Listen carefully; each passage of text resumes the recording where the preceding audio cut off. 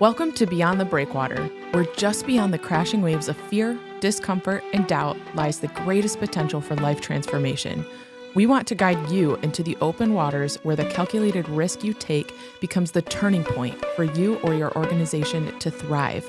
So draw up your anchors and prepare for departure in this week's episode of Beyond the Breakwater.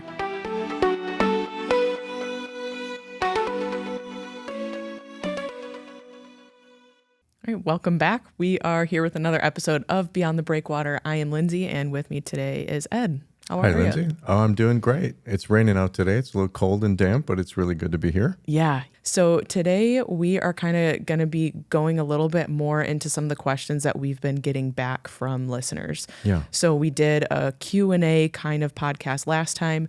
We're continuing that because as we have released more episodes, it's really just opened up the conversation between us and pastors around the state of Michigan. That's where we are recording from, and beyond that as well. And so I think a lot of what's been talked about so far, some of the resistance that pastors are feeling is as we're talking about going beyond the breakwater and mobilizing your church to serve the local community, what is the balance that we can have for both the inward part of the church and outward? Yeah, Lyndsay, maybe what instigated this, it might help just a little bit for people to understand, is that I had the privilege yesterday of meeting with a pastor. I might call him a regional pastor because he's met over the last few weeks with about 60 pastors individually. Mm-hmm. And so for me, that's like a gold mine. So when we sat down, his name was Mark, and I just said, Mark, tell me what's going on. What are you hearing? What are you seeing in the churches, and what's going on in pastors' lives, and what's going on in their churches' lives? And he said, we're at this place right now that he said this a couple times. He said, pastors are facing reality. And I said, what do you mean by that? And he said, well, they're looking at their church and they're seeing that the numbers are dropping significantly. And I remember just looking at a statistic that talked about the church back in 2000 was about 127 or 137 for the average church size, and now it's in the 60s. So over the last 23 years, it's dropped significantly in size. And so he was telling me that some of these pastors are smaller church pastors, and they're looking at their church that's aging. That was one of the factors. And they're also looking at the possibility of closure in the future. And that's seeming to beg the question of, what do I do now? Like the church is aging in the sense of the congregation itself? Yes. Like it's just, you're seeing all the older generation. There's not many like younger youth, the Correct. Future church. Correct. The future church is no longer there. And so the church is getting older, inside. And as people are aging, I mean, I don't have the statistic off the top of my head, but most pastors, about half the pastors are over 50, and a lot of them are retiring in not too long. Mm-hmm. So you have pastors and you have churches that are aging. And so the reality that he was talking about is that if they don't do something soon, they might be closing at some point. Or they're going to get to the point where they can't afford a pastor anymore. Mm-hmm. And I think as pastors are looking at that, there was a time, this about 10 years ago, I remember I was getting a little frustrated with pastors because they were sizing up their churches like, is this church going to be here when I'm ready to retire? And if not, they were jumping from one church into another church to say, maybe I can ride this church into the sunset, into my retirement.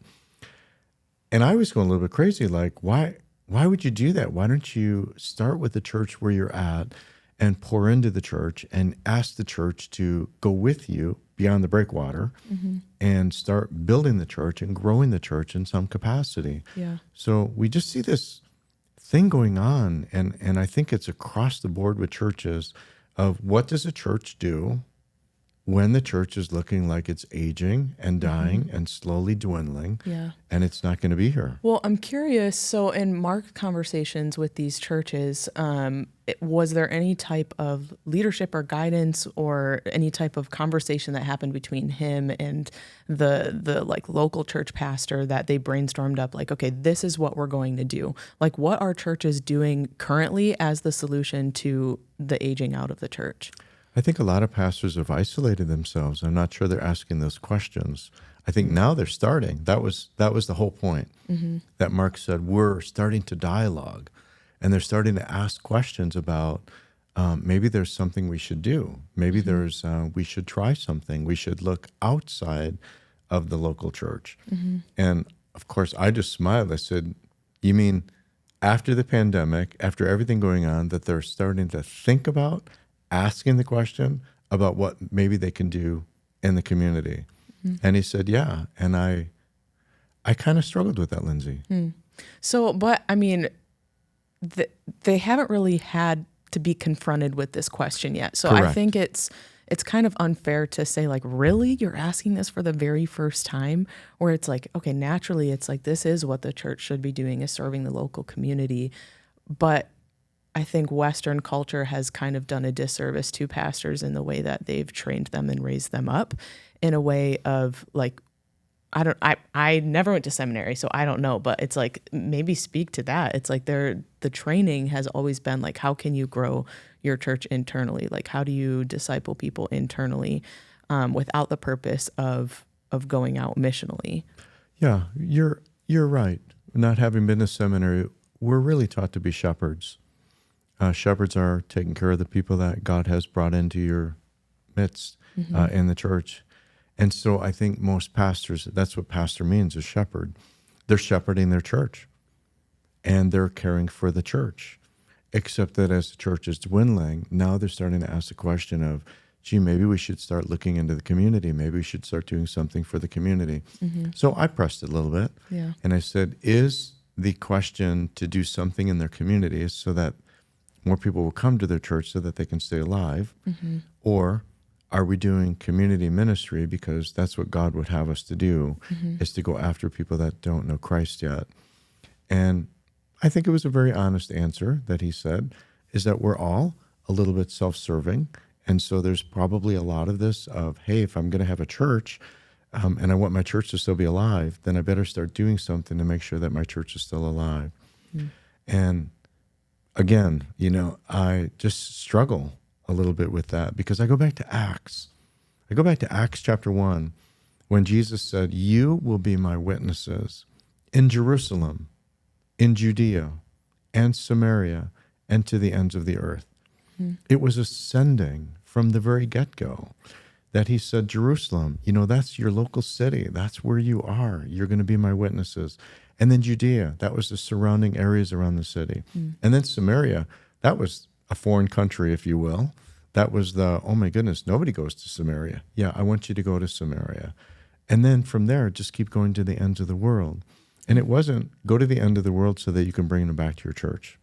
Go into Judea so that you can, get on a camel and take the camel into where your church gathering is. It was to go and bring Christ to the people because people need Christ. That's what they need. Boy, and if you apply this to our model, it's the encouragement of go beyond the breakwater, not necessarily to grow your church. Go beyond the breakwater because there's people who don't know Christ. So what happens when you go beyond the breakwater, or what happens, like direct application, what happens when you start serving your community if you can't expect your church to grow from it? Well, I think in the past, as we've talked about fishing with no hooks, I think people are onto that. If we would just review that, I think sometimes we're all guilty of doing this. Like we're serving somebody so that we can maybe get something. And I think until the church realizes that we're going to serve, even if not one person ever comes to the church, that's okay. The church is to go and serve. And that's what Jesus talked to us about. The Son of Man came to serve, not to be served. Who's the greatest among you? The one who serves, the one who goes. Go make disciples of all nations.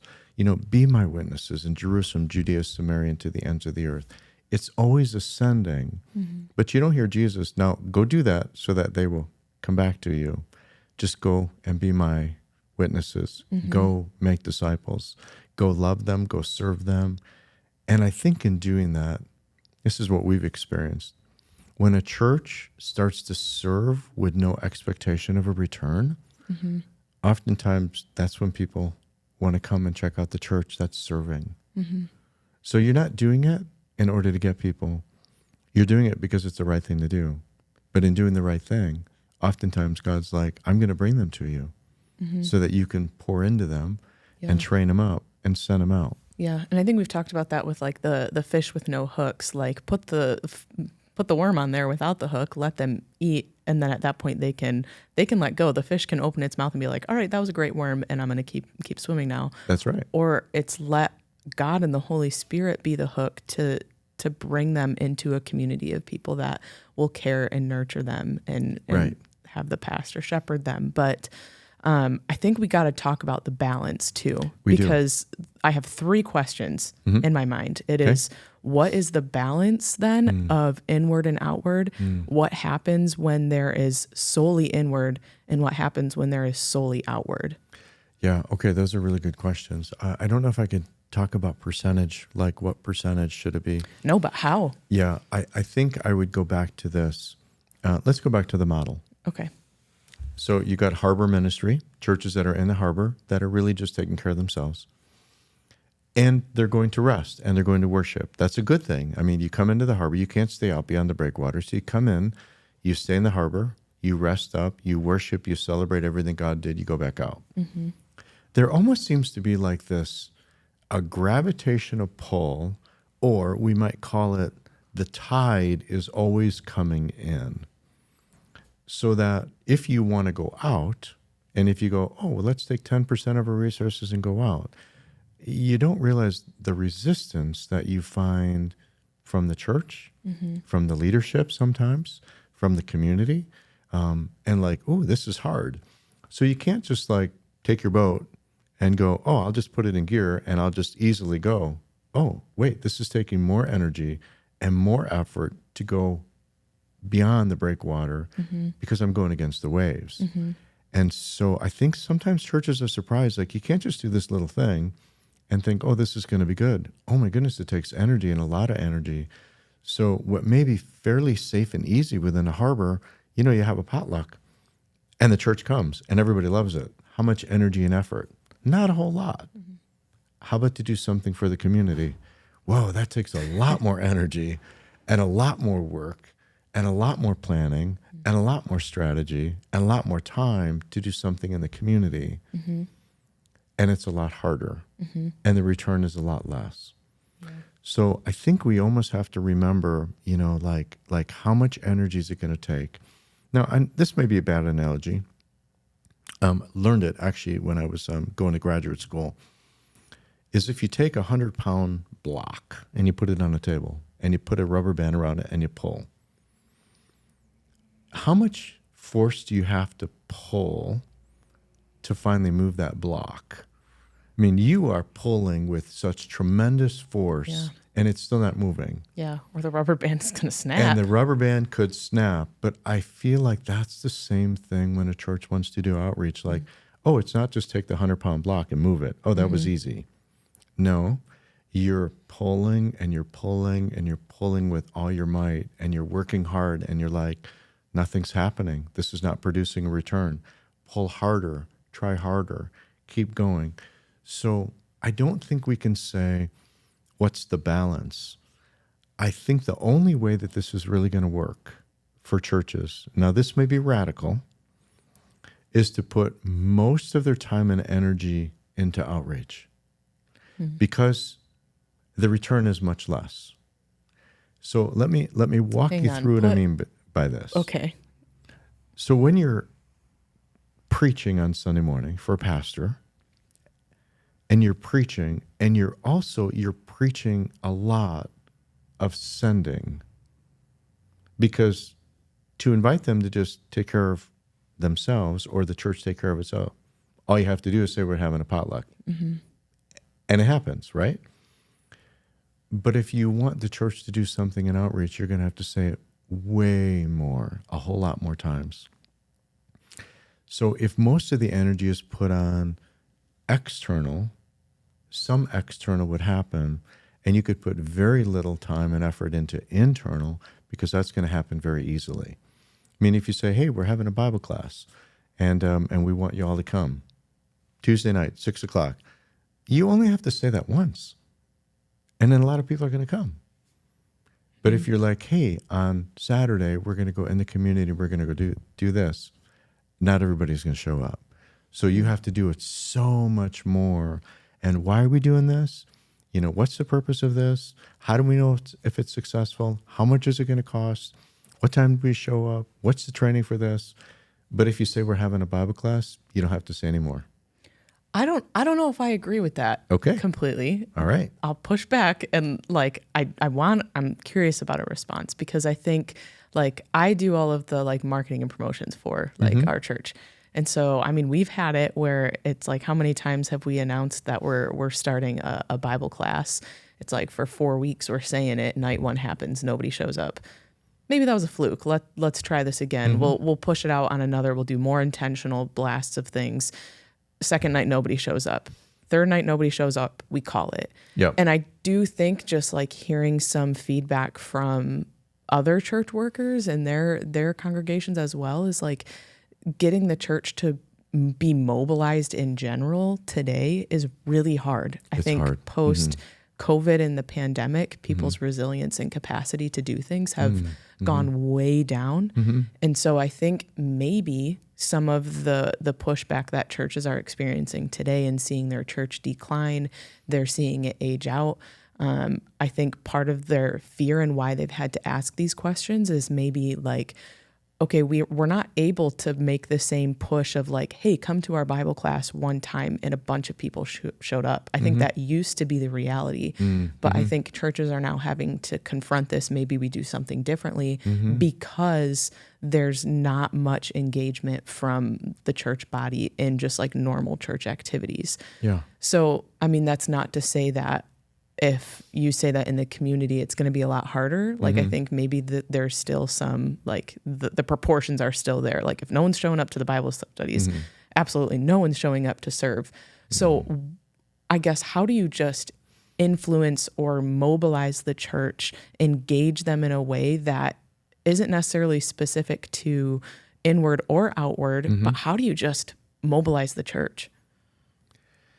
How do you mobilize the church? I think, I do think it's different for if we're reaching in or reaching out. Okay.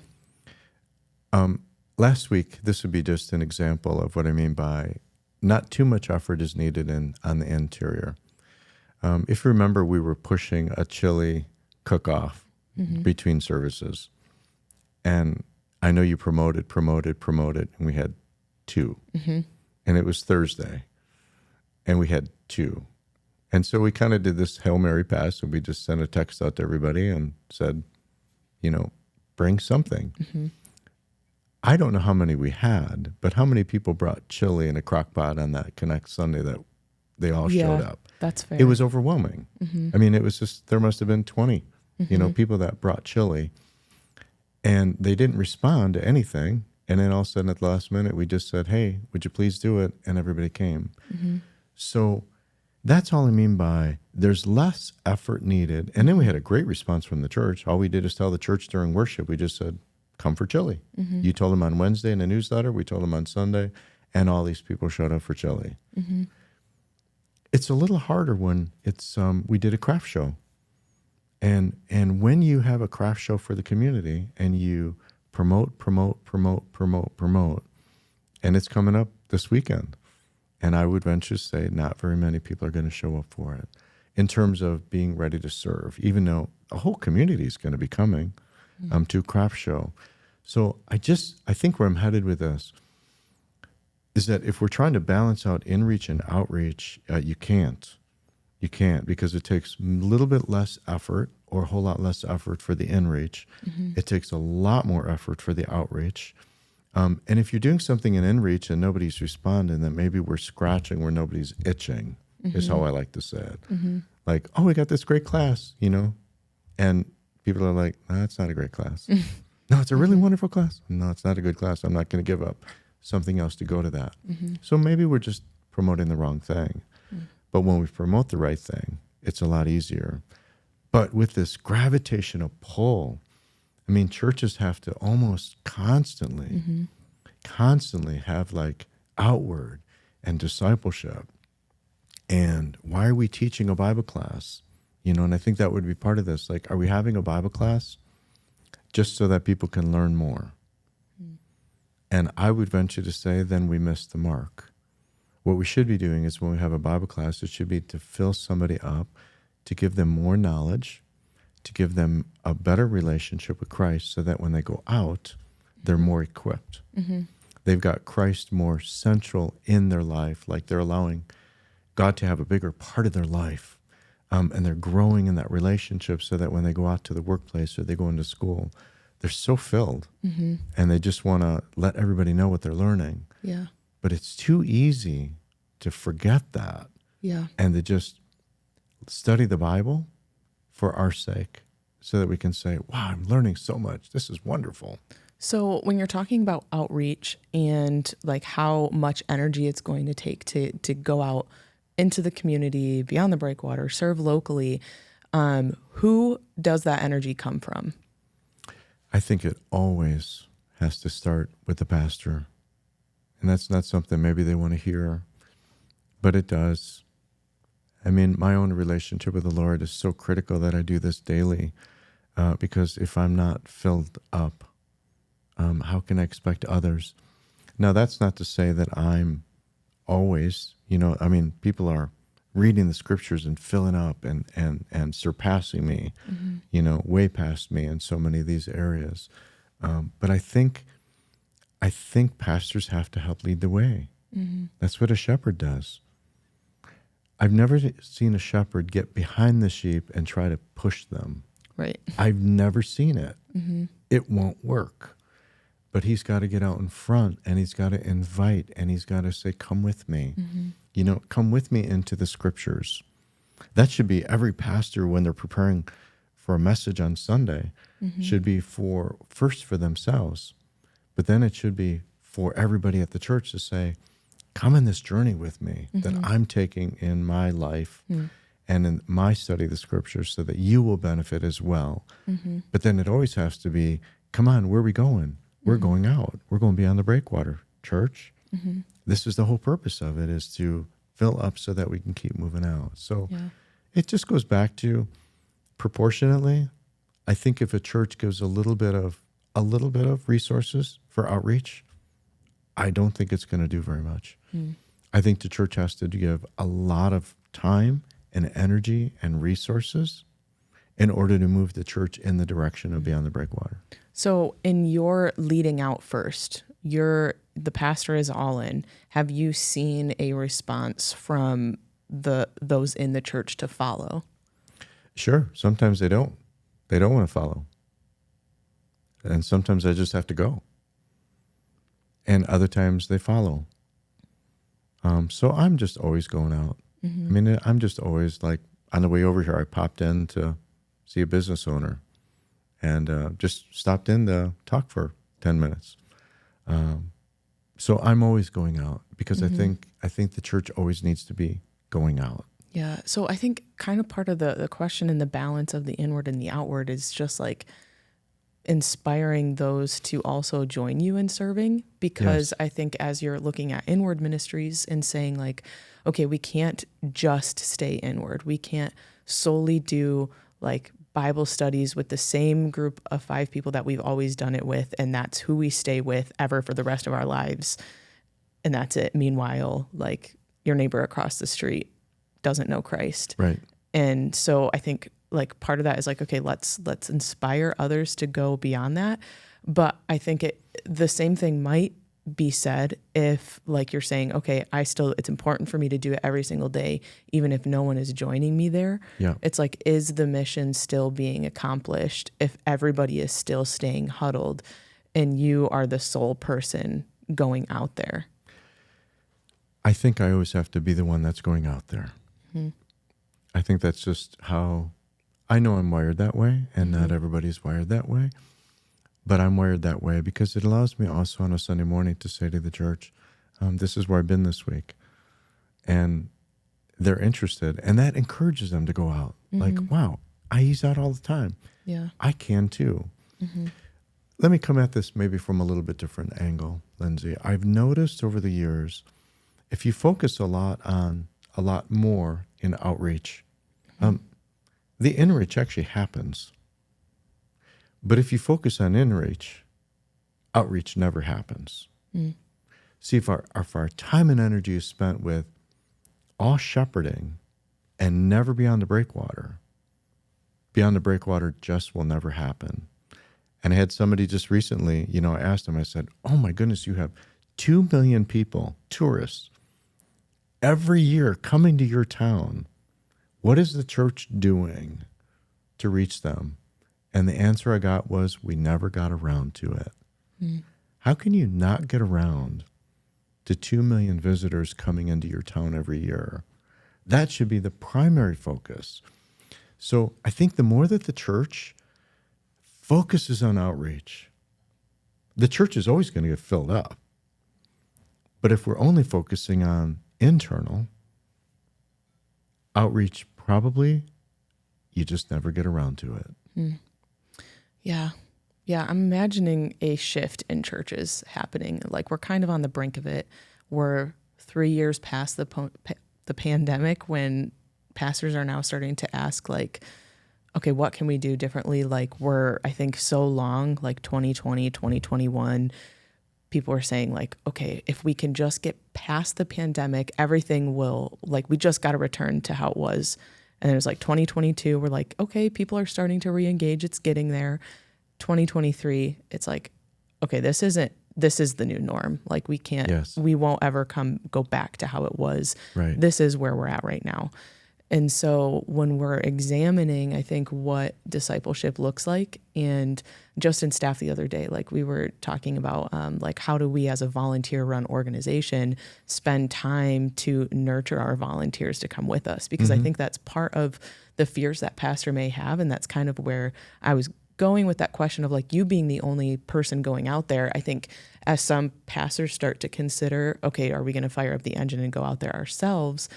I think it's like, I don't want to be a solely staff run thing where, like, if you're lucky, you have a lot of staff, but a lot of smaller churches only have 1 or 2 people. Right. So it's like, they know that they can't sustain their church and the ministries outside of it by themselves or with one other paid person.